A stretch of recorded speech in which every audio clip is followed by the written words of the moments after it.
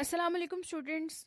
Today in this video I'll teach you about the cellular organization. Cellular organization में हमने कुछ basic concepts हैं जो कि यहाँ पर डिस्कस करने हैं, जिसमें कुछ बेसिक टाइप्स ऑफ सेल्स हैं. इसके अलावा सेलुलर ऑर्गेनाइजेशन की टाइप्स हैं, उन टाइप्स को भी हम वन बाय वन यहाँ पर डिस्कस करेंगे. सो कंप्लीट अटेंशन से ये टॉपिक समझिएगा क्योंकि ये टॉपिक इम्पॉर्टेंट है फॉर द लॉन्ग क्वेश्चन. तो let's start with the concept that is basic groups of organisms. So आपको ये चीज़ पता होनी चाहिए कि हमारी अर्थ पे जितने भी टाइप के ऑर्गेनिजम्स हैं उन ऑर्गेनिजम्स को 5 मेजर ग्रुप में डिवाइड किया गया है.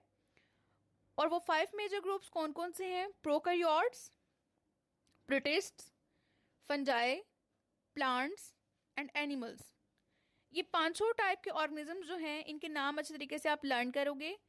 और ये ऑर्गेनिजम्स है कौन कौन से? जो प्रोकैरियोट्स हैं, प्रोकैरियोटिक ऑर्गेनिजम्स में बैक्टीरियाज आते हैं.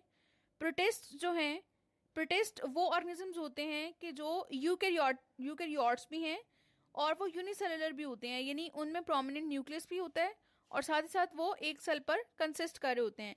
इसके अलावा फंजाई जो कि एक अलग कैटेगरी है, प्लांट्स एंड एनिमल्स. इन पांचों टाइप्स को हमने चैप्टर नंबर 3 में पढ़ना है डिटेल में. सो इसकी डिटेल जानना ज़रूरी नहीं है, आप जस्ट इनके नेम्स याद कर लीजिएगा. इसके अलावा all organisms are made up of cells. ये तो आपको पहले से ही पता है कि तमाम लिविंग ऑर्गेनिजम्स जो हैं वो सेल्स से मिलके बने हुए होते हैं. अब हम बात करेंगे बेसिक टाइप्स ऑफ सेल की कि सेल्स बेसिकली कितनी टाइप्स के होते हैं. There are 2 main types of cells. First type is about the prokaryotic cell and second type is about the eukaryotic cell. जो प्रोकैरियोटिक सेल्स हैं, प्रोकैरियोटिक सेल्स कौन से सेल्स होते हैं? The cells which do not have any prominent nucleus. वो cells जिनमें prominent nucleus exist नहीं करता उनको हम कहते हैं प्रोकैरियोटिक सेल्स. फॉर एग्जाम्पल यहाँ पर ये जो डायग्राम आपको नजर आ रही है ये है बैक्टीरियल सेल की, और बैक्टीरिया एक प्रोकैरियोटिक सेल है. इसमें आप देख सकते हैं कि इसके सेंटर में किसी किस्म का कोई आपको स्ट्रक्चर्स नहीं नजर आ रहा, कोई न्यूक्लियस नजर नहीं आ रहा, तो ये एक प्रोकैरियोटिक सेल है. दूसरी टाइप के जो सेल्स हैं उनको हम कहते हैं यूकैरियोटिक सेल्स. यूकैरियोटिक सेल्स में हम बात करते हैं एनिमल सेल की एंड प्लांट सेल की मेजरली. तो यहाँ पर आप डायग्राम में देख सकते हैं ये प्लांट सेल है जो ऊपर वाला है. इसमें ये जो सेंटर, ये आपको साइड पर यहाँ नजर आ रहा है जो एक ब्लू इन कलर ये जो सर्कल है ये न्यूक्लियस है, ठीक है. और प्लांट सेल में प्रोमिनेंट न्यूक्लियस आपको नजर आ रहा है. इसके अलावा एनिमल सेल में भी प्रोमिनेंट न्यूक्लियस है जो सेंटर में एग्जिस्ट करता है. तो ये यूकैरियोटिक सेल्स हैं जिनमें प्रोमिनेंट न्यूक्लियस हो गया, और जिनमें प्रोमिनेंट न्यूक्लियस नहीं होता उनको हम कहते हैं प्रोकैरियोटिक सेल्स. अब हम बात करेंगे सेलुलर ऑर्गेनाइजेशंस की. So first point is when cell organize in 3 ways to make the body of organisms. Cell make unicellular, colonials and multicellular organizations. यहाँ पर ये बात कर रहे हैं कि जब भी सेल्स कंबाइन होते हैं तो वो 3 तरह के ऑर्गेनिजम्स बनाते हैं. सेल्स के कंबाइन होने से 3 तरह के ऑर्गेनिजम्स बनते हैं. First type of organism is unicellular organisms, second type is colonial type of organisms, और थर्ड इज मल्टीसेलुलर. अब हमने ये देखना है कि चूंकि सेलुलर ऑर्गेनाइजेशन की 3 टाइप्स है ना, unicellular organization, colonial organization and multicellular organisation.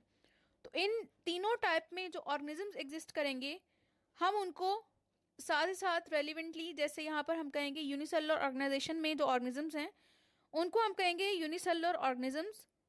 Colonial organisation जो पोजेस कर रहे हैं ऑर्गेनिजम्स उनको हम कहेंगे क्लूनियल ऑर्गेनिजम्स.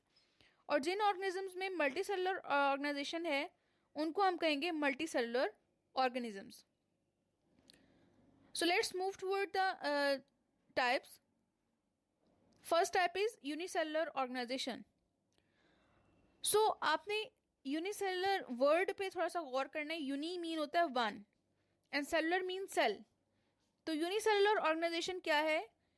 एक ऐसी टाइप है सेलुलर ऑर्गेनाइजेशन की जिसमें सिर्फ एक ही सेल जो है वो इंडिपेंडेंटली अपनी लाइफ गुजार रहा होता है.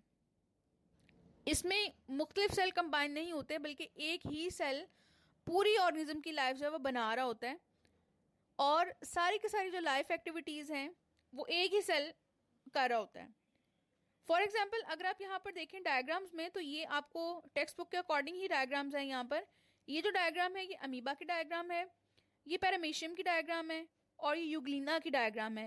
ये तीनों टाइप के जो ऑर्गेनिजम्स हैं इनकी बॉडी एक ही सेल पर कंसिस्ट कर रही होती है, और एक ही सेल तमाम लाइफ प्रोसेस को जो है वो कंटिन्यू कर रहा होता है।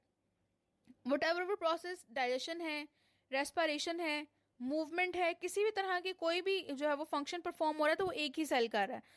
इनको हम कहेंगे यूनिसेलुलर ऑर्गेनिजम्स, क्योंकि यूनिसेलुलर ऑर्गेनाइजेशन में एग्जिस्ट कर रहे हैं। Next type is colonial type of organisation. Colonial organisation, colonial mean, ये लफ्ज कहाँ से निकला है? कलूनी से। और कलूनी क्या होती है कि जब डिफरेंट टाइप के ऑर्गेनिजम्स कंबाइन होकर रह रहे होते हैं उनको हम कलूनी कहते हैं। So in colonial type of cellular organization, many unicellular organisms live together but do not have any division of labor among them. क्या बात है? फर्स्ट पॉइंट इज कि क्लूनियल टाइप ऑफ ऑर्गेनिजम्स में बहुत से छोटे छोटे यूनिसेलुलर ऑर्गेनिजम्स कंबाइन होकर तो रह रहे होते हैं, लेकिन इसमें इन ऑर्गेनिजम्स में किसी किस्म की काम की तकसीम नहीं होती। डिवीजन ऑफ लेबर मीन काम की तकसीम। हर यूनिसेलुलर ऑर्गेनिज्म जो कि कॉलोनी में एग्जिस्ट करता है वो अपना काम खुद से ही कर रहा होता है, यानी उसकी तमाम लाइफ जो है वो इंडिपेंडेंटली ही उसने गुजारनी है, लेकिन सारे सेल्स मिलके ही कंबाइन होके ही रहेंगे। Each unicellular organisms in a colony live its own life and does not depend on other cell for its vital requirements.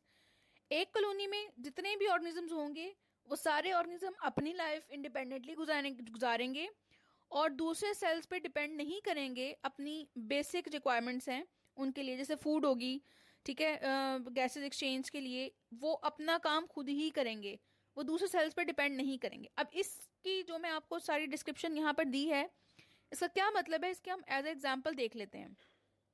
क्लूनियल organisation में वॉल्वॉक्स की एग्जाम्पल है, और ये जो एक सेंटेंस है इसको आपने बहुत अच्छे तरीके से देखना है, लर्न करना है, क्योंकि ये एमसीक्यूज है।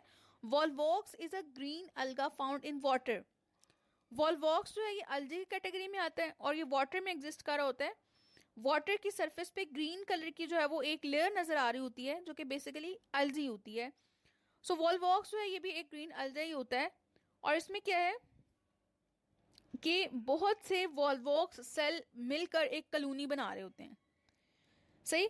अब इस डायग्राम में जरा आप देखिएगा, ये जो ए डायग्राम है ये क्या इंडिकेट करी कि छोटे छोटे ऑर्गेनिजम्स हैं, यहाँ पर छोटे छोटे ऑर्गेनिजम्स हैं। जब ये ऑर्गेनिज्म कंबाइन होते हैं तो इनके कंबाइन होने से एक स्मॉल कॉलोनी बनती है, ठीक है, ये ग्रुप ऑफ सेल बन गया। जब ये डिफरेंट ग्रुप ऑफ सेल्स, यानी एक ये ग्रुप हो गया, ये दूसरा ग्रुप है, ये तीसरा है, तो डिफरेंट ग्रुप्स जब कंबाइन होते हैं तो एक लार्जर कॉलोनी बना रहे होते हैं। इस तरीके से जब ये कॉलोनीज कंबाइन होंगी, अब ये जो एक सर्कल है ये आपको इस तरह की कॉलोनी शो कर रहा है। डिफरेंट कॉलोनीज कंबाइन हुई तो एक उससे बड़ी कॉलोनी बन गई, और फिर उसके बाद ये फर्दर नेक्स्ट कॉलोनी, तो ये वॉल्वॉक्स है।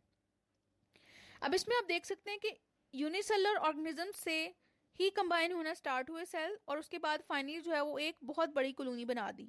इसके अलावा इस डायग्राम में भी आप देखें तो ये एक जो आपको नजर आ रही है ये सर्कल है, ठीक है, तो ये छोटी छोटी कॉलोनीज हैं। इन कॉलोनीज के कंबाइन होने से ही एक बड़ी कॉलोनी जो है वो बनती है, और एक डॉट जो है वो एक यूनिसेलुलर ऑर्गेनिज्म को रिप्रेजेंट कर रहा है। Third type of organization is multi cellular organization. Multi mean many.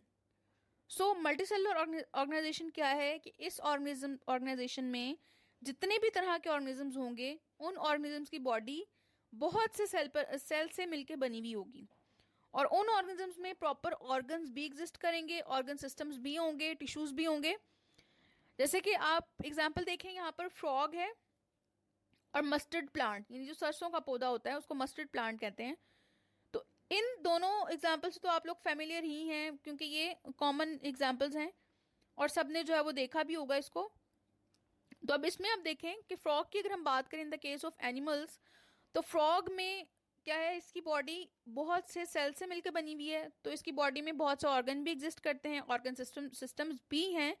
और मस्टर्ड प्लांट जो कि एक प्लांट है तो इसमें भी टिश्यूज जो है वो एग्जिस्ट करते हैं, और बहुत से सिंपल जो है वो कुछ सिस्टम्स होते हैं। तो ये मल्टीसेलुलर ऑर्गेनाइजेशन हो गई। तीनों एग्जाम्पल्स तीनों जो कैटेगरीज हमने पढ़ी हैं सेलुलर ऑर्गेनाइजेशन की, इन कैटेगरीज में डिफरेंस भी आपको लर्न करना है। डिफरेंस किस तरीके से आ सकता है कि कोई भी दो कैटेगरीज में डिफरेंस आ सकता है एज अ शॉर्ट क्वेश्चन, तो उस डिफरेंस में आप एग्जाम्पल और डेफिनेशन मेंशन करोगे। सो दैट्स इट, ये इनफ होगा। So that's all about your topic, जो कि सेलुलर रेस्पिरेशन था। इस टॉपिक से रिलेटेड कोई भी क्वेश्चन होगा तो वो आप मुझसे पूछ लीजिएगा। ये था आज का लेक्चर। अगर ये वीडियो आपके लिए इन्फॉर्मेटिव है तो लाइक कर दीजिएगा, give your feedback in the comment section and subscribe my channel, ताकि आपको अपकमिंग अपडेट्स हैं रिगार्डिंग द वीडियो लेक्चर्स वो आप तक जो है वो पहुंच सकें। Thank you so much.